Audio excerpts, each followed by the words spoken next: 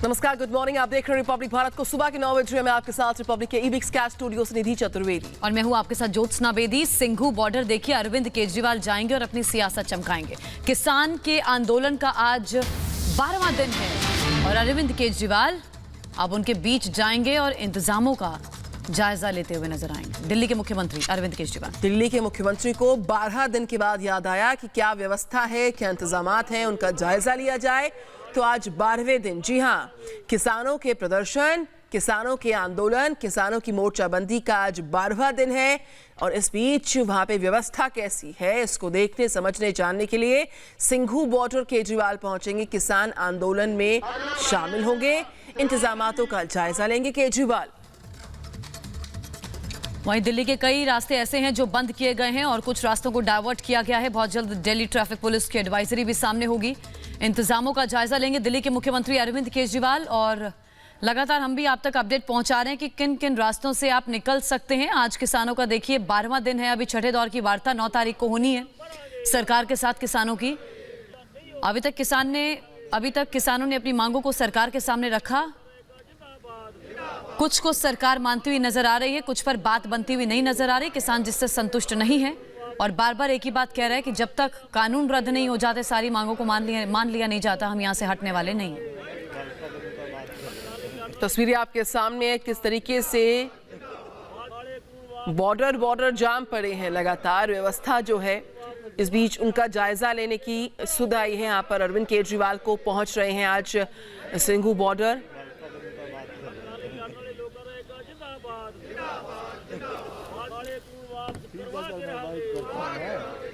तो किसान आंदोलन जारी और उस पर सियासत भी पड़ रही है भारी। सिंघू बॉर्डर चढ़ते हैं अंजू निर्वाण हमारे साथ है, साथ ही साथ गौरव श्रीवास्तव भी लाइव जुड़ रहे हैं मेरे साथ। अंजू, पहले आपके पास आना चाहूंगी। एक तरफ बॉर्डर जाम और उस पर सियासत जो है वो भी मचा रही है कोहराम। आज केजरीवाल साहब पहुंच रहे हैं सिंघू बॉर्डर, देखने, जानने, समझने लगे कि किसानों के लिए व्यवस्था कितनी माकूल है। क्या तस्वीर, क्या जानकारी बताएं और साझा करें अंजू। देखिए निधि, इस वक्त मैं यहाँ सिंघू बॉर्डर पे मौजूद हूँ और जिस तरीके से आज दिल्ली के सीएम अरविंद केजरीवाल यहाँ पर अपनी राजनीति चमकाने के लिए आ रहे हैं और वहीं दूसरी तरफ अगर हम किसानों की बात करें तो लगातार यहाँ पर किसानों का भी बैठकों का दौर जारी है। आप मेरे पीछे देख सकते हैं कि यहाँ पर पूरी तरीके से बैरिकेडिंग्स लगा दी गई है और जहाँ तक किसानों की संख्या है वो लगातार बढ़ रही है। लेकिन आज पूरा दिन किसान यहाँ पर बैठक करेंगे और चर्चा करेंगे कि किस तरीके से अपने इस आंदोलन को वो लोग आगे बढ़ाएं। वहीं साथ में आज केजरीवाल यहाँ पर आ रहे हैं। 12वां दिन है आज, किसान आंदोलन का 12वां दिन है। लेकिन जिस तरीके से अरविंद केजरीवाल की इस पूरे मुद्दे पर, किसान आंदोलन के पूरे मुद्दे पर केजरीवाल की दोहरी नीति नजर आई। वहीं एक तरफ उन्होंने इस बिल को समर्थन दिया, वहीं दूसरी तरफ उनके जो नेता हैं वो लगातार किसानों को इस पर भड़का रहे हैं। संजय सिंह भड़का रहे हैं, गोपाल राय भड़का रहे हैं। तो आज यहाँ पर अरविंद केजरीवाल आएंगे और देखने वाली बात होगी कि किस तरीके से दिल्ली के सीएम, दिल्ली की जो पूरी व्यवस्था है, लॉ एंड ऑर्डर है, उसको लेकर वो कितने गंभीर है, क्योंकि लगातार वो इस पूरे मुद्दे पर राजनीति कर रहे हैं। और यहाँ पर आप देखिए जो किसानों की संख्या है वो लगातार बढ़ रही है। वहीं अगर हम फोर्सेस की बात करें तो फोर्सेस यहाँ पर लगातार बढ़ रही है। बीएसएफ यहाँ पर आई हुई है, रैपिड एक्शन फोर्स की लगातार यहाँ पर आप तादाद बढ़ती हुई देख सकते हैं। आप ये देखिए, क्योंकि जिस तरीके से 9 तारीख का जो दिन तय किया गया है कि सरकार के साथ जितने भी किसान नेता हैं दोबारा से चर्चा करेंगे, तो ऐसे में क्या नतीजा निकलेगा, नतीजे के गंभीरता को भी समझते हुए यहाँ पर फोर्सेस को लगातार बढ़ाया जा रहा है। आप ये देखिए, यहाँ पर आप देखिए किस तरीके से जो पुलिस की विभाग के जो अफसर हैं वो जो अब जो यहाँ पर जो टीम यहाँ पर पूरा धरना, यहाँ पर जो सुरक्षा व्यवस्था देखेगी, धरना यहाँ पर जो किसान दे रहे हैं उसको लेकर यहाँ पर ब्रीफिंग की जा रही है। तो पुलिस के यहाँ पर देखिए ब्रीफिंग की जा रही है, क्योंकि सुबह का वक्त है। तो फिलहाल यहाँ पर डिप्लॉयमेंट नई पुलिस के जो जितने भी कर्मी हैं उनका किया जाएगा, तो उसको लेकर हरियाणा, गाजियाबाद, नोएडा बॉर्डर बंद। देखिए आवाजाही खासी प्रभावित, लोगों को दिक्कतें हो रही हैं। हमारे रिपोर्टर्स अलग अलग बॉर्डर पर मौजूद हैं और हम एक एक तस्वीर हम तक पहुंचा रहे हैं। अंशु, मैं वापस आपके पास लौटूंगी। गौरव, अरविंद केजरीवाल को 12वें दिन याद आई है कि मैं जाकर के व्यवस्था का जरा जायजा ले लूं, और सिर्फ अरविंद केजरीवाल नहीं, उनके साथ और भी मंत्री पहुंच रहे हैं। दिल्ली नोएडा बॉर्डर से क्या तस्वीर है? बिल्कुल, देखिए रही बात राजनीति की, तो अरविंद केजरीवाल भी बहती गंगा में हाथ धो लेना चाहते हैं और यही वजह है कि उन पर दोहरे रवैये का आरोप लग रहा है, जिसमें आरोप ये लग रहा है कि उन्होंने कृषि के जो कानून बिल हैं वो पारित भी कर दिए हैं और दूसरी तरफ वो बंद का समर्थन भी कर रहे हैं। लेकिन बात रही दिल्ली नोएडा बॉर्डर की, तो तस्वीर पिछले दिनों की ही तरह है। जिस तरीके की तस्वीर हमने पिछले दिनों में देखी थी, बॉर्डर पूरी तरह से उसी तरह से क्लोज्ड है और जिन लोगों को भी दिल्ली नोएडा या नोएडा दिल्ली सफ़र करना है वो DND कालिंदी कुंजिया अंदर हरिदर्शन चौकी का जो रास्ता है वहाँ से आ जा सकते हैं या गाजियाबाद होकर जा सकते हैं। लेकिन सुबह की तस्वीर यह है कि जो भारतीय किसान यूनियन का जो भानु गुट है उसके तमाम लोग जो हैं वो मौजूद रहे पिछले दिनों में इस बॉर्डर पर और उनकी तस्वीरें हमने लगातार लोगों को दिखाई हैं और उन्हीं मांगों के साथ ये लोग अभी भी लगातार बैठे हुए हैं। लेकिन सवाल ये है कि कल जो भारत बंद की बात है वो किस तरह से होने वाली है, क्या सड़कों पर आम लोगों को निकलने को मिलेगा या नहीं, आवश्यक सेवाओं की बात रही, किस तरह से आप लोग कर रहे हैं?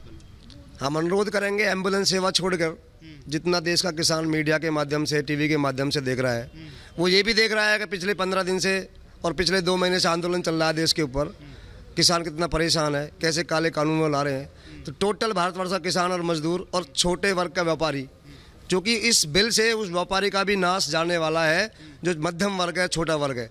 इसमें एक बड़ा व्यापारी गौरव और अंशु करना चाह रहे हैं जो हमारे बीच दोनों के पास लौटूंगी फौरन। ग्राउंड जीरो पर कैसे हालात, उसकी हर तस्वीर साझा कर रहे हैं आप। बहरहाल हम लौटते हैं, कृषि कानून की बात हो रही है। कांग्रेस का दोहरा चरित्र फिर से उजागर हो गया। क्यों? क्योंकि सियासत के इस नए चेहरे में कांग्रेस ने कैसे पलटी मारी है उसकी बानगी देखिए। शरद पवार ने भी जो यहाँ पर जो पूरा स्टैंड है उससे पलटी मारी है। पहले समर्थन होता है और अब कृषि कानून का पुरजोर तरीके से विरोध होता है।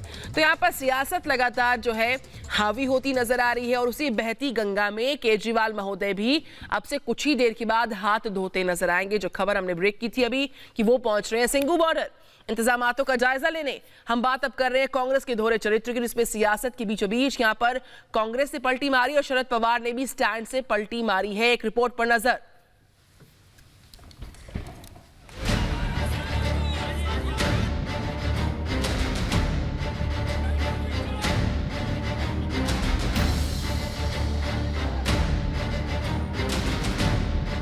मौका परस्त सियासत में माहिर कांग्रेस एक बार फिर किसानों के कंधे का इस्तेमाल करने में जुट गई है। अपनी सरकार में जिस कृषि कानून का गाजे बाजे के साथ कांग्रेस समर्थन कर रही थी, अब उसका विरोध कर रही है।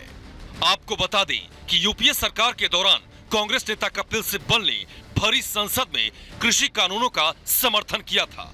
जब किसान बोता है और बेचना जाता है तो उसके पास कोई मार्केट नहीं है, उसको मालूम नहीं किस मार्केट को जाना है। अगर मंडी जाता है तो 35 से 40% सामान खराब हो जाता है और इस बीच में आठ लोग कमीशन एजेंट होते हैं, बीच में 8 कमीशन एजेंट बिचौलिए। और ये स्टडीज की गई हैं, मेरे पास आने हैं कि बेचारे किसान को 15 से 17% जो माल मार्केट में बिकता है उसका केवल 15 से 17% किसान को जाता है, बाकी बिचौलियों को चले जाता है। तो आप विपक्ष के नेता और विपक्ष दलों को यह तय करना है कि वो किसान के साथ हैं या बिचौलिए के साथ। पैसा ज्यादा मिलेगा, टाइम से पैसा मिलेगा, कमीशन खत्म हो जाएगा, साथ में टेक्नोलॉजी मिलेगी, कैसे बोना है, कब बोना है, कितना पानी देना है, कितनी खाद देनी है, वेस्ट नहीं होगा। और उसका श्योर बायर है, उसका बायर पक्का है, क्योंकि एक समझौता हो गया प्री प्राइसिंग एग्रीमेंट में कि हमने तुमसे आकर लेना। आप फिर दाम की बात करते हैं तो किसान को पैसा ज्यादा मिलता है, टाइम पे पैसा मिलता है। आम किसान बेचारा क्या करता है, मैं आपको बताता हूँ। आम किसान की हालत ये है कि उसको पता नहीं कि कब मुझे मार्केट जाना है, उसको पता नहीं कि मैं कब बेचूंगा। और इस बीच 35 से 40% जो वो बोता है वो खराब होता है। अब जब कांग्रेस विपक्ष में है और किसान सड़कों पर हैं, तो कांग्रेस इसे भुनाने के लिए अपने ही स्टैंड से पलटी मार रही है। सिर्फ कांग्रेस ही नहीं, यूपीए सरकार में कृषि मंत्री रहे शरद पवार भी अपनी ही बातों से पलट रहे हैं। 2010 में शरद पवार ने कृषि में निजीकरण का समर्थन किया था, किसानों की आय बढ़ाने के लिए बेहतर बाजार की जरूरत पर बल दिया था, कृषि में बड़े निवेश के लिए निजी क्षेत्र की भागीदारी पर बल दिया था। शरद पवार ने 2005, 2007, 2010 और 2011 में कई चिट्ठियां लिखी थी, लेकिन आज मौके को भुनाने के लिए इनके सुर बदल गए हैं।